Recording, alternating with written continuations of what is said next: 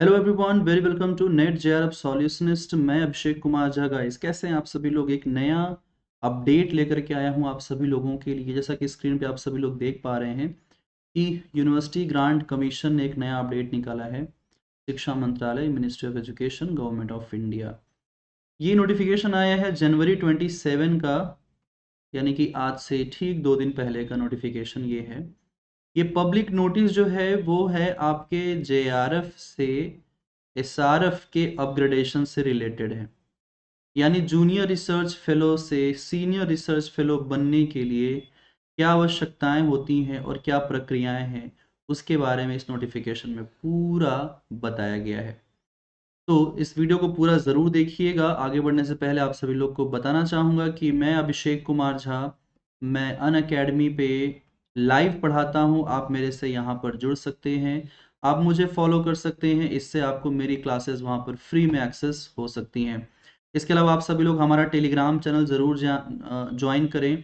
Telegram channel को join करके आप सभी लोगों को जो हमारे क्लासेस के अपडेट होते हैं वो मिल जाते हैं। टेलीग्राम डाउनलोड करके आप यहाँ पर नेट जेआरएफ सॉल्यूशनिस्ट है चैनल का नाम, उसे ज्वाइन करिए, या वीडियो के डिस्क्रिप्शन में भी लिंक पड़ा हुआ है। ये हमारे सोशल मीडिया प्लेटफॉर्म है, आप सभी लोग यहाँ से जुड़ सकते हैं, फेसबुक, इंस्टाग्राम, और हमारा दूसरा YouTube channel net JRF solutions paper 1, इससे भी आप सभी लोग जुड़ सकते हैं।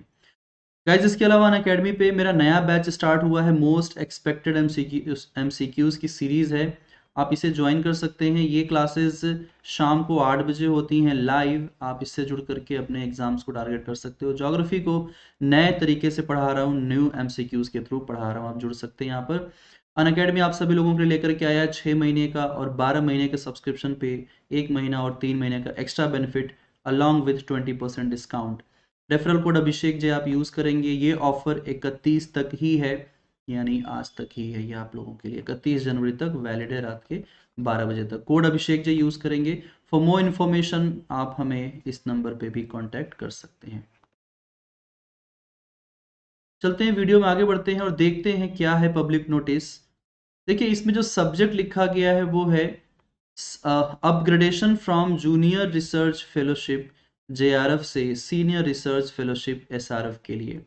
ये जो नोटिस है ये यूजीसी का जो क्लॉज है 14(2) क्लॉज है, उसमें जूनियर रिसर्च फेलोशिप जो साइंस, ह्यूमैनिटीज और सोशल साइंसेस के स्टूडेंट हैं, जितने भी स्टूडेंट एनटीए यूजीसी नेट का एग्जाम देते हैं, जितने भी स्टूडेंट एनटीए यूजीसी नेट का एग्जाम देते हैं और आपको अगर जेआरएफ मिलता है, तो आपका जेआरएफ किसके अंडर में आता है? Fellowship under the sciences, humanities and social sciences में आता है। मैं बात को फिर से रिपीट कर रहा हूं। अगर आप एनटीए यूजीसी नेट का एग्जाम दे रहे हैं, सीएसआईआर का नहीं, एनटीए यूजीसी नेट का एग्जाम दे रहे हैं, तो आपका जो जेआरएफ का अवार्ड लेटर होगा वो sciences, humanities and social sciences के थ्रू रिलीज होता है। ठीक है, तो ये इसी के रिगार्डिंग है। इसी के रिगार्डिंग जो है चीजें यहाँ पर बताई गई हैं कि कैसे और किस तरीके से आप अपने जेआरएफ को एसआरएफ में कन्वर्ट करवा सकते हैं। सबसे पहले गाइज मैं आप लोगों को बताना चाहूंगा कि जेआरएफ और एसआरएफ में बेसिक डिफरेंस है क्या। आप सभी लोगों के सामने आपके मन में निश्चित तौर पर यह सवाल उठ रहा होगा कि जेआरएफ से एसआरएफ तक का सफर कैसे करते हैं। देखिए, जब आप यूजीसी नेट का एग्जाम देते हैं तो आपका जो भी कैटेगरी है उसकी एक मेरिट लिस्ट बनती है और टॉप के सिर्फ 2% स्टूडेंट को ही जेआरएफ के लिए प्रमोट किया जाता है, सिर्फ 2%। रिजल्ट्स होते हैं 6% का, लेकिन सिर्फ 2% स्टूडेंट्स को, वो भी पूरा नहीं, कभी 1.5 कभी 1.2, इस तरीके से रिजल्ट आते हैं। ये जेआरएफ का जो अवार्ड है ये बेसिकली आपको तब मिलता है जब आप एनटीए यूजीसी नेट का पेपर देते हो। अब यहाँ पर आपको ये समझना होगा कि जेआरएफ की जो वैलिडिटी होती है आपके डेट ऑफ डिक्लेरेशन से होती है 3 साल के लिए, 3 ईयर के लिए। इसकी मिनिमम एज लिमिट जो है वो 30 ईयर है, यानी अगर आप 30 वर्ष के अंडर में है तो आप ये एग्जाम दे सकते हैं, जेआरएफ के लिए आप एलिजिबल है। अब मान लीजिए आज का डेट है 31 है, आज का डेट है 31 जनवरी, ठीक है, तो आज से लेकर के 3 सालों तक आपका ये जेआरएफ का रिजल्ट का जो अवार्ड लेटर है वो वैलिड रहेगा। अब आप इस ड्यूरेशन में इनरोल कर सकते हैं पीएचडी में। जी हाँ, अनटिल एंड अनलेस आप जब तक पीएचडी में इनरोल नहीं करेंगे, एडमिशन नहीं लेंगे, तब तक आप एसआरएफ के लिए एलिजिबल नहीं हो सकते। यानी आपको सबसे पहले पीएचडी में एडमिशन लेना पड़ेगा, उसके बाद आप सभी लोग जाकर के अगले 2 सालों तक रिसर्च करेंगे, यानी कि 24 महीने या 2 ईयर के लिए आप करते हैं रिसर्च। तो यूनिवर्सिटी ग्रांट कमीशन यूजीसी आपको अगले 2 सालों के लिए फेलोशिप प्रोवाइड करती है। जेआरएफ का जो फेलोशिप है वो आपको प्रोवाइड करती है। ये जो फेलोशिप अमाउंट है मैंने बताया हुआ है, फेलोशिप अमाउंट वेरी नहीं करता है, जनरली सभी लोग को सिमिलर अमाउंट मिलता है। यानी कि विदाउट एचआरए ये आपको लगभग 30,000 कुछ रुपए मिलते हैं। ठीक है, 30,000 रुपए ये आपको मिलते हैं, प्लस एचआरए इसमें भी होता है, हाउस एंड रेंटल अलाउंस इसको हम कहते हैं, जिसमें आपके रहने वगैरह का खर्चा, ठीक है, जो लगभग 5,000 रुपए है मेट्रो सिटीज के लिए और 2,500 रुपए है स्मॉल टाउन्स के लिए। ठीक है, सारी इंफॉर्मेशन पता चली आपको।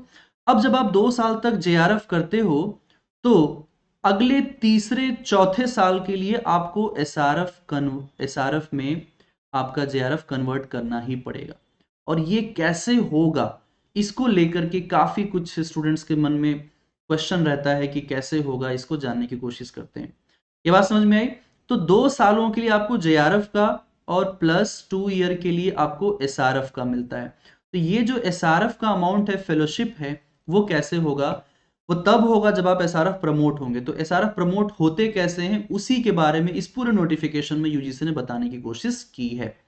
देखिए, on completion of first 2 years of award, यानी कि आपका जब अवार्ड जेआरएफ का 2 साल जब हो जाएगा, द फेलो यानी कि आप रिसर्चर में apply to the department university concern for upgradation of SRF, यानी अब आप एसआरएफ के लिए अपग्रेड कर सकते हैं। अब देखिए इसमें कुल मिला करके आप कहां पर अप्लाई करोगे? आपका जो डिपार्टमेंट है, आपका जो यूनिवर्सिटी है, यहां पर फेलोशिप का सेक्शन होता है, आप वहां पर जाओगे, आप बोलोगे कि भाई हमारा 2 साल हो गया है जेआरएफ, अब हमें एसआरएफ करना है। तो आपको सबसे पहले क्या करना होगा, यूजीसी की वेबसाइट पर जाना होगा। वहां पर आप यूजीसी की वेबसाइट पर जेआरएफ से एसआरएफ का अपग्रेडेशन का जो डॉक्यूमेंट है वो डाउनलोड करेंगे, उसे फिलअप करेंगे और उसको देंगे अपने डिपार्टमेंट में अपने गाइड को। ठीक है, वो गाइड क्या करेंगे, 3 मेंबर की कमेटी को सजेस्ट करेंगे, जिसके वो खुद भी आपके मेंबर होते हैं, यानी कि सुपरवाइजर आपके मेंबर होते हैं। आपके उस डिपार्टमेंट के जो हेड होंगे, है ना, आपके उस डिपार्टमेंट के जो हेड होंगे वो भी उसमें रहेंगे, हेड ऑफ डिपार्टमेंट, एंड एक कोई एक्सटर्नल होते हैं जो आपके उसी सब्जेक्ट मैटर के एक्सपर्ट होते हैं। यानी कि 3 लोग, 3 मेंबर मिल करके आपका जो है जेआरएफ से एसआरएफ में कन्वर्जन करवाते हैं। कैसे करवाते हैं, क्या क्राइटेरिया है इसका? इसका जो क्राइटेरिया है वो है आपका जो रिसर्च वर्क रहा है पिछले 2 सालों का, उसको इवेल्युएट करके। यानी कि आपने 2 सालों में कितना रिसर्च किया है, कितने रिसर्च पेपर पब्लिश किए आपने, अपने रिसर्च वर्क का जो टॉपिक है उसमें कितना काम किया है, ये सारी इंफॉर्मेशन आपको जो है यहां पर देनी पड़ती है।